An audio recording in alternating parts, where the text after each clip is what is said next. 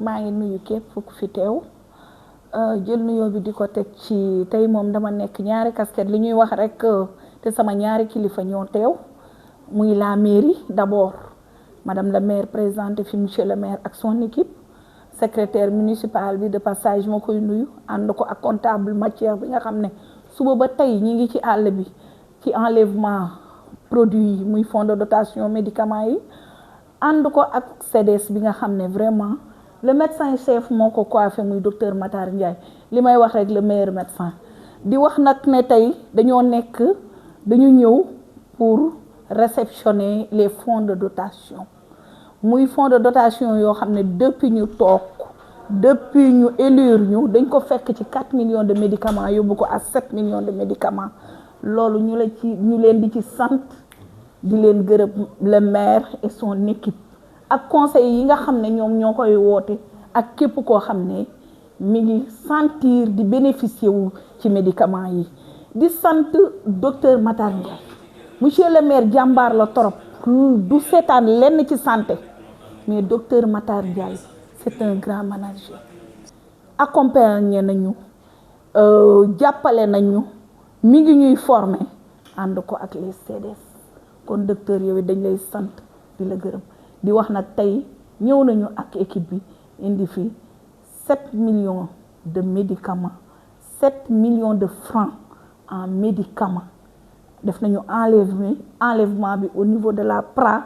ànd ko ak comptable matière bu mairie la commune de Khombole Baye Zal Mbaye ñëw jox ko les 2 CDS muy CDS u Kër Makoddu Mori de passage ñu lay nuyu di la sargal di la gërëm ci collaboration bi vraiment ci suivi bi ak évaluation ci réunion yi ngay def ànd ko ak say ICP madame Ndiaye Fatma Ngane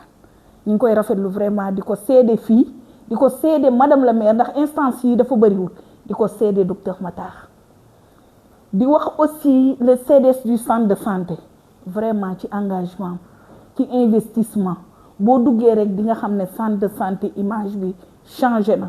vraiment ñuy travailler en étroite collaboration de passage la presse ñu ngi lay nuyu ndax li ñuy wax fii yaa ñu ko jokkale ak askan merci beaucoup loolu nga ma santoon di la santaat di leen gërëm merci aux braves les 2 braves monsieur le meilleur maire et le meilleur médecin man mooy sama slogan le meilleur maire le meilleur médecin merci beaucoup. Voilà dañuy nuyu ñëpp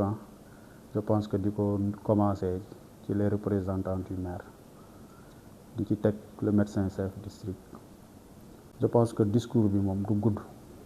day nekk rek benn discours de remerciement boo xamante ni dañ koy adresser au niveau de la municipalité en même temps aussi di ko adresser le médecin chef district docteur Matar Ndiaye ak madame Khar Sall parce que vraiment on sent que présence bi ñuy wax yépp je pense que ñoom ñoo ko initié parce que depuis lors aussi comme ni mu ko waxee rek ñun on recevait de médicaments ci fonds de dotation ci montant boo xamante ni pratiquement su ma juumul bon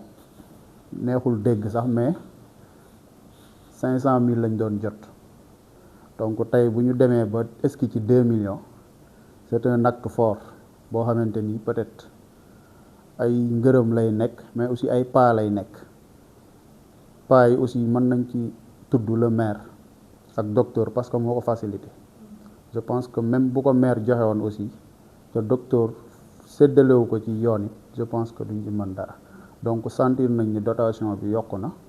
donc ku doon jot ay 500 000 tey nga dem ba 2 millions je pense que loolu acte la boo xamante ni dina encourager tey ji poste de santé bi voilà donc loolu dañ leen koy témoigner mais di ci remercier aussi docteur vraiment bon ca du sax demee médicament rek la ñuy jot parce que daaw ñu jot aussi ay produits d'entretien carburant yooyu yëpp aussi ñu ngi koy jot donc bon loolu je pense que aussi taxawaayam la le médecin chef district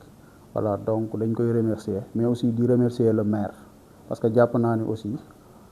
comme li mu doon wax rek slogan bi mu doon wax d'habitude santé du ko lu mu laaj daf koy def donc loolu je pense que lii daf koy symboliser donc dañ koy remercier bu baax mais aussi di remercier suñu ICP bi parce que vraiment aussi moom gën nañu encourager pour ñu liggéey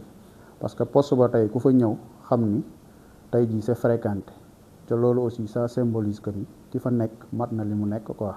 voilà donc dañuy sant rek di gërëm ñëpp di remercier aussi l'ensemble bon du bureau CDS Kër Makoddo ak ñëpp ñi nga xamante ni ñu ngi fa quoi voilà donc ñu ngi leen di sant bu baax quoi merci. CDS yëpp ñu ngi gis seen bopp ñu ngi gis seen njëriñ vraiment di leen remercier ci taxawaay boobu aussi di ñaan yàlla gën a yokk taxawaay ndax vraiment lii leen xombal soxla vraiment boo nekkee ngi jiite dañ lay ñaan ñi nga xam ne yaa leen jiite di leen di jàppale ci lépp loo vraiment dina coordination fi nekkoon ak lañ ko yóbbu tey di ci gërëm monsieur le maire ma lay vraiment taxawaay bu rafet na trop aussi toujours li ñuy wax rek en tout cas sant lu mu laaj lu ma ci man dinaa ko ci def ñu ko ci sant di ko gërëm aussi di ñaan yàlla yokk taxawaay di remercier le médecin chef de Kër Matar Ndiaye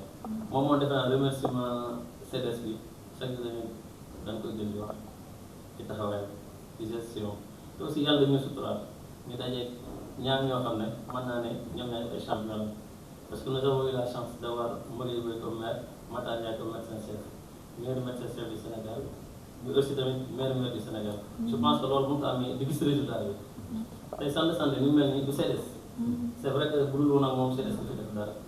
tey mën naa ne toujours mu ñu woon présence jàppale taxawaayam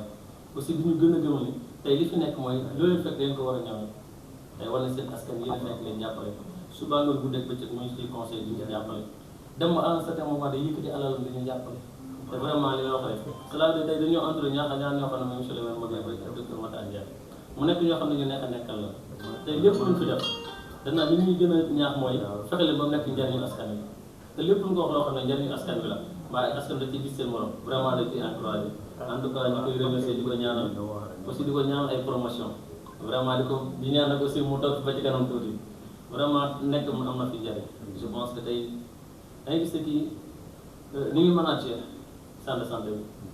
centre de santé bi ñëpp mën naa ne ñëpp leen impliqué ci gestion bi ñëpp li ci gis seen bopp taxawaay bi nekk benn tey doo ko à un certain moment day gis pavillon xat mu génn këram ñëw dugg biir pavillon jàppale médecin yi bu xëy dugg ci salle bu day gis fii fees mu génn dugg ci salle consulté vraiment mu nekk koo xam ne ko neex a nekkal la aussi di waxtaan ne njort gën amoon ak yaakaar gën amoon dañ ñaan yàlla gën ko yokk ndax vraiment li ñu ci amoon lépp yàlla matal na ko yàlla moo dima ñu ci amoon lépp vraiment suñu njort rafet na ci parce que tey ku nekk ñoo xam ne ñoo bëgg liggéey bëgg na liggéey aussi bëgg na tamit li nekk askan wi di gis seen bopp vraiment lépp lu mën ñu ko ci def di bàyyi seen njiit di bàyyi seen kër di nekk ak ñun vraiment monsieur médecin dañ lay gërëm bu baax dañ lay gërëm di la sant taxawaay bi rafet na te yàlla xam ne du sa jëmm ji mu nekk mais dañ koy wax feneen ñeneen dañ ñu koy témoigner aussi attachement bi am ci population bi da nga naan tey moom fi la dëkk tey weekend da koy dagg dimanche ci suba waa dimanche 4 heures mu ñëw nekk fii mën naa toute la journée ñooy nekk ci guddi gi ngoon yëpp ñooy nekk ci centre de santé bi muy wër fépp parfois day toog mais man li ma bëgg mooy ñiy liggéey ñu teg leen ci conditions yi normales mais aussi ñi fi ñëw tamit ñu tegal leen ci ay conditions boo xoolee souvent bu ñëwee li muy njëkk a def mooy day woo personnel bi waxtaan ak ñoom waa pavillon waa maternité je pense que toujours les soucis ci santé population bi vraiment ñu leen ci remercier di ñaan yàlla aussi tamit lii yàlla gën koo ful mu gën a nekk loo xam ne day gën a sax di gën a yokk ci barke Nabi Moustapha jërëjëf. salaamaaleykum ñëpp ñu nuyu ñëpp di tàmbalee nuyu bi ci madame le maire di ko nuyu di ko sant ci taxawaay bi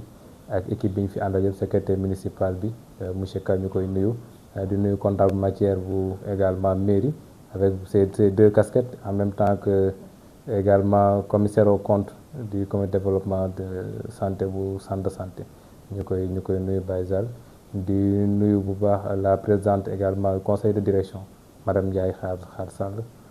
di nuyu les deux CDS ici présents bu CDS bu centre de santé représenté par Ndiawar et Seigne Mor et également celui de Kër Makoddo représenté par Mory di nuyu tamit ICP bu Kër Makoddo ainsi que la presse qui nous accompagne pour la couverture médiatique de cette activité tey nag dañoo ñëw pour recevoir le fonds d'appui en médicaments yi nga xam ne municipalité bi da ko jox commune bu Khombole comme ñu xam nga commune bu Khombole yor ñaari structure sanitaire publique mu nekk le centre de santé qui est le centre de référence mais également le poste santé de Kër Makoddu te ñaari bërëb yëpp population yi di ñëw di fi faju si mairie bi dans sa politique également d'accompagner la communauté en matière de santé à chaque fois day répondre à ses besoins et donc je pense que tous les témoignages yi fi nit ñëpp def ci le maire ma koy partager ak ñoom ci accompagnement au secteur de la santé ma koy wax à chaque fois ñu am rencontre nekk na koo xam ne du tànkam lu les besoins de en matière de santé man mi nekk sama collaborateur j'en témoigne et vraiment chaque fois bu ko santé soxla dina ci def loo xam ne weesu na mën-mënam et donc loolu ñu ko ci saluer di ko remercier parce que certes c'est parmi ses prérogatives mais nit mën naa xam prérogative te du ko def donc bu ko une autorité comme ça xamee prérogative di def au-delà même de li mu war a li nga xam ne moo nekkoon ay wareefam suñu responsabilité en tant que déconcentré de l'État mooy saluer ko à sa juste valeur et accompagner ko di ko ci gunge mais ça si c'est possible c'est grâce à l'équipe bi nga xam ne moom la àndal en commençant par ses adjointes au maire madame Ariel bi fi ñëw tey madame Bourou bi nga xam ne def tamit notre collaboratrice direct ñu koy accompagner SM bi nga xam ne c'est le bras technique avec qui nous collaborons de tous les temps pour les questions en rapport avec la santé mais santé au niveau des communes dañ ko délocaliser sur les comités de développement sanitaire ñoom ñoo yor politique bi di ko développer et à travers ces deux comités il y a la présidente de conseil de direction bu nekk Xaar Sall madame Ndiaye que ñu saluons vraiment ci engagement am mu nekk jàmbaar koo xam ne wax dëgg fa na yàlla santé daf ko def yëfu boppam man boo xoolee lu ci ëpp du ma wax ak mairie toutes les questions en matière de santé ci loxoom laa ko teg parce que doy na ma te xam naa ni ma doyee noonu la doyee maire donc mu nekk koo xam ne suba ba ngoon jot bu xëyee lépp lu nga xam ne moom lay dox mooy nu mu fexee ba santé mën a jëm ci kanam donc vraiment ñu koy saluer ci engagement boobu nga xam ne am na ko sur toutes les questions en rapport avec la santé pas uniquement avec ces aspects de fonds de dotation mais lépp loo xam ne jëm na ci wàllum santé da ci engagé wu dem ci ak xol dem ci ak vraiment kàttanam ak yëpp di ko ñu koy saluer waat ci loolu te di wax li may wax tout le temps rek chance la bu Khombole am parce que am quelqu'un ñu ko considéré comme président de conseil de direction mu nekk dans le secteur de la santé xam les questions de santé di ko défendre je pense que chance la boo xam ne am nañ ko yoo xam ne commune yu bëri amuñu ko donc encore une fois ñu koy témoigner toute notre reconnaissance et notre gratitude si engagement bi nga xam ne am na ko ci matière de santé équipe tamit yi mu couvé muy les comités de développement sanitaire bu Kër Makoddu avec Mori ñi gis li réalisation yi nga xam ne ñoo ngi koy def dem naa fa du benn yoon du ñaari yoon di gis fi ñu jëlee poste bi ak fi ñu koy ak surtout les visions parce que li ëpp solo ci comité de développement sanitaire c'est nga am vision de développement vision d'améliorer les choses et loolu ci la nekk avec toute son équipe di ci dox en accompagnement parfait avec l'ICP ñu koy nuyu bu baax de passage gis engagement am ak taxawaayam parce que moom mooy joxe les bonnes orientations mais bu ko CDS déggutoon tamit xëy na dañuy nekk ci ay détails ba finalement li ñu war a def duñ ko def donc ñoom les deux entités benn bi nekk le bras technique l'autre représente la communauté sont en train de travailler en parfaite synergie et loolu je pense que résultats yi nga xam ne gis nañ ko Kër Makoddu ñoom ko ci wane ñu leen di gën a encourager pour ngeen continuer sur ça vous avez compris l'esprit de votre mission donc on vous engage à continuer dans ce cadre je dirais la même chose également pour le comité de développement sanitaire du centre de santé de Khombole avec à sa tête le secrétaire exécutif monsieur Ndiawar Ndiaye nga xam ne wax dëgg yàlla tamit depuis qu'il a pris les rênes du comité de développement sanitaire du centre de santé on a vu tout son engagement et son pragmatisme dans la gestion des affaires courantes mais surtout dans les réalisations qui sont là tous les jours il est au centre de santé les gens le disent chaque fois ku ko bëgg a seet fii nga koy fekk si donc presque je pense que léegi la commencé mais tous les jours on le voit au centre de santé du matin au soir du samedi dimanche je vois même des images à travers les caméras que des fois les dimanches seul il est là le matin à circuler dans les couloirs à chercher à améliorer la présence ou la qualité des soins donc ñu ko ci sant mais il le fait avec l'accompagnement de toute son équipe il y a Sëñ Mor qui est là qui est également le comptable matière et trésorier adjoint qui abat également un travail remarquable avec la trésorière générale Seynabou qui est aujourd'hui absente donc mu nekk équipe bu am solo les commissaires aux comptes également parce que quand on parle d'une bonne gestion pour que ces réalisations puissent avoir lieu c'est parce que derrière il y a une bonne gestion qui se passe et cette gestion là c'est parce que il y a des contrôleurs qui permettent de voir le travail qui est en train d'être fait et d'orienter également les investissements. Donc encore une fois, les commissaires aux comptes, à travers Baysal qui est ici présent, nous saluons le travail que vous êtes en train d'exercer pour ça et vous demande de continuer comme parce que population on nous met ici pour répondre aux questions des populations, pour répondre aux besoins des populations. Donc nos personnes ne sont pas importantes. Ce qui est important, c'est les actions que nous sommes en train de mener pour l'intérêt de la communauté. Merci de l'avoir compris. Merci à la mairie de l'avoir compris, qui permet à chaque fois de répondre à ses besoins et d'appuyer cela. Nous exhortons juste les CDS que cet usage, ce don qui a été donné à hauteur de 7 millions de médicaments, que ça puisse servir à la population.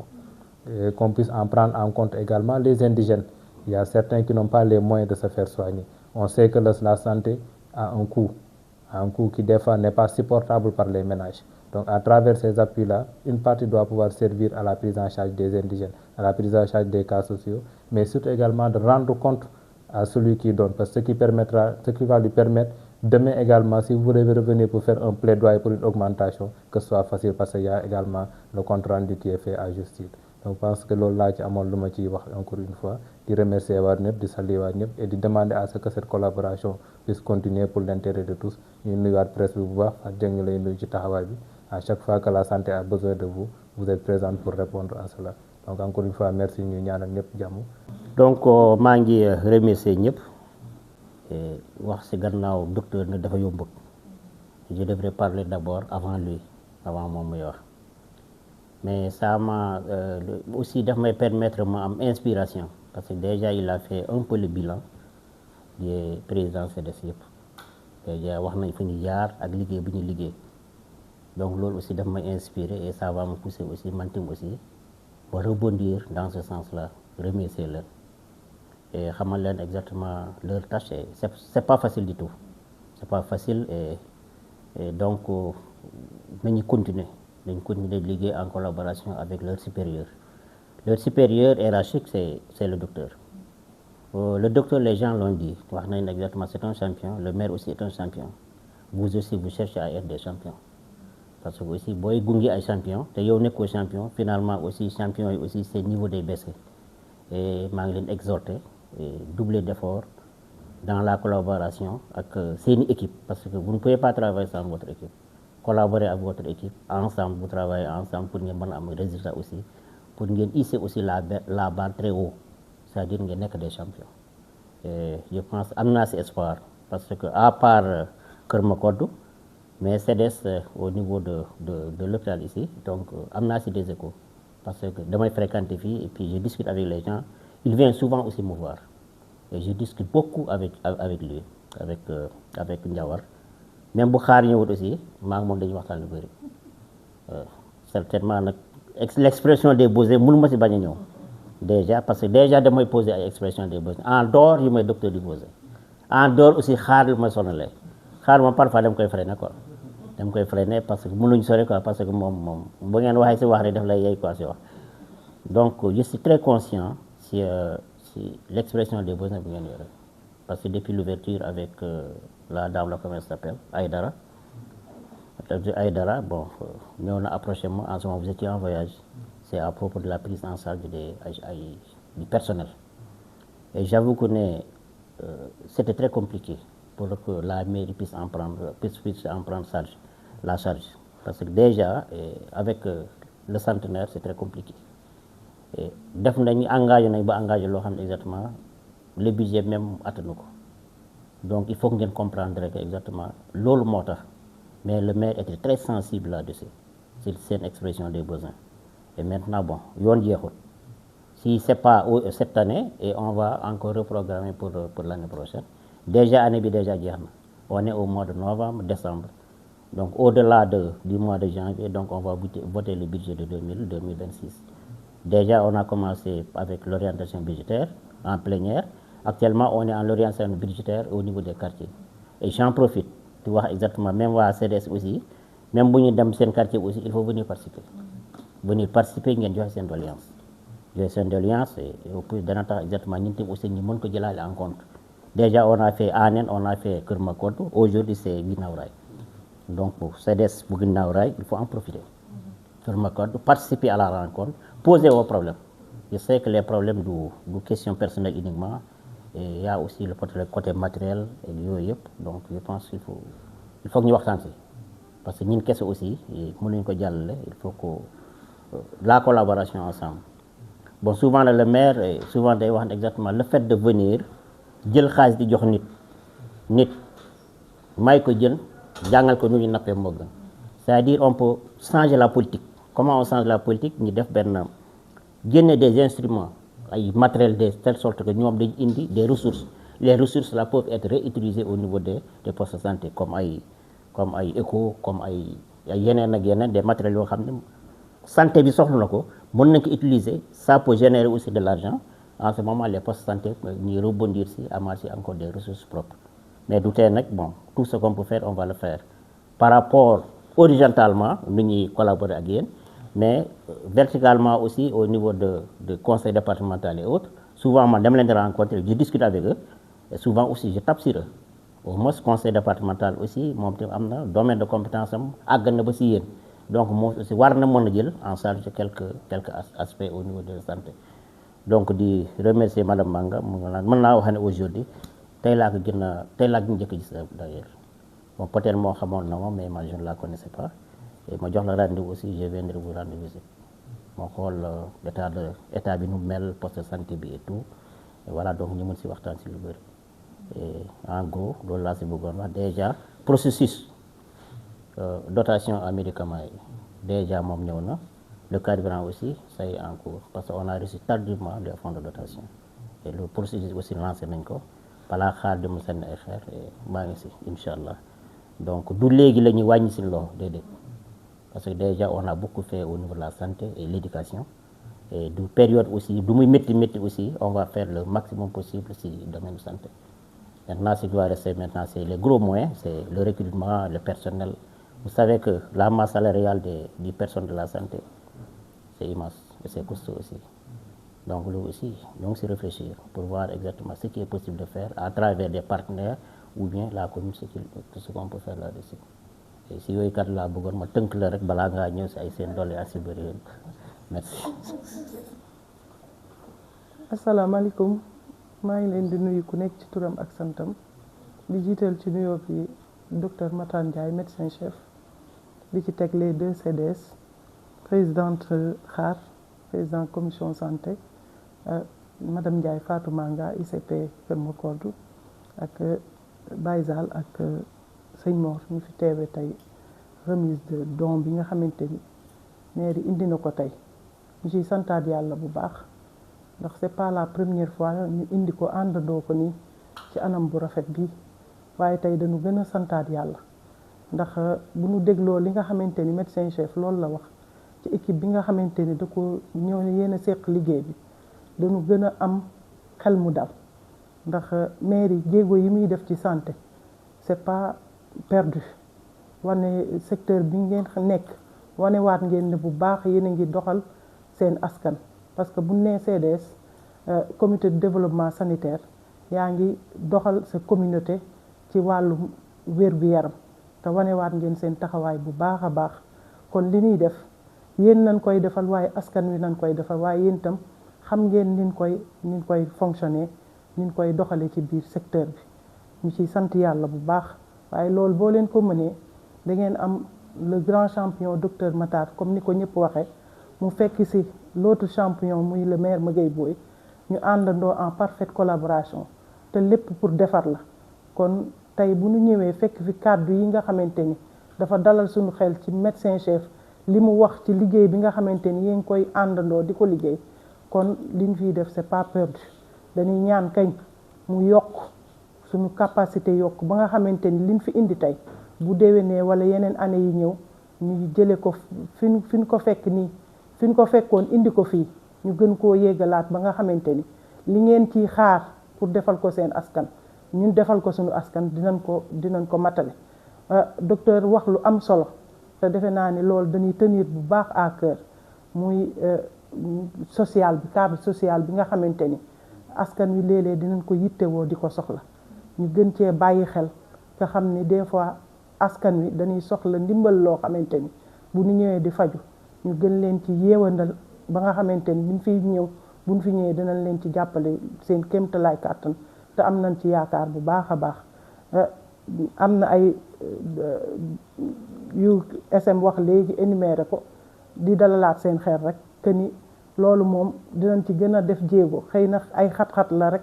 ak fu jamono toll waaye lépp luñ ci mën pour àndandoo ko pour relever le plateau sanitaire bi dinañ ko gën a def jàppale ñi nga xam ne c'est le personnel ba nga xamante ni liñ ciy xaar di ngeen ko am ba xel gën a dal parce que li ngeen di def ñun ngeen koy defal seen askan ngeen koy defal kon kàddu yi cant la rek di amaat xel mu dal bu baax a baax te xam naa ni collaboration bi dinañ ko gën a continuer dinañ ko gën a yokk ba li nga xamante ni askan wi mi ngi koy xaar ci ñun ñu gën koo matale ñu ngi leen di santaat bu baax di leen gërëm ci seen taxawaay di ñaan yàlla gën a yokk liggéey bi ba lépp loo leen ci seen lépp yomb incha allahu rabbi